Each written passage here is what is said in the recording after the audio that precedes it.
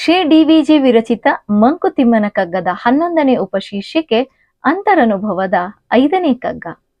ಮಲೆ ಕಣಿವೆಗಳ ಬೆರಗು, ಪ್ರಕೃತಿಯ ಗುಡುಗು, ಕೆಳೆಯ ಒಲವು, ನೆಲ್ಲೆಯ ವಿಯೋಗ ಇಂತಹವು. ನಿಲ್ಲಿಸಿ ಮನದ ಓಟವನ್ನು ಮೂಕಗೊಳಿಪುವು, ಎನ್ನನು ಒಳದನಿ ಅದು ಒಂದರಿಂ ಮಂಕುತಿಮ್ಮ. ಪ್ರಕೃತಿನಲ್ಲಿ ಸುಂದರವಾಗಿರುವಂತಹ ಎಷ್ಟೋ ತಾಣಗಳಿವೆ. ಪ್ರಕೃತಿ ತುಂಬಾ ಸುಂದರವಾಗಿ ಕಾಣುತ್ತೆ. ಎಲ್ಲೋ ಒಂದ್ ಕಡೆ ಗುಡ್ಡ ಬೆಟ್ಟಗಳಿದೆ, ಕಣಿವೆಗಳಿದೆ.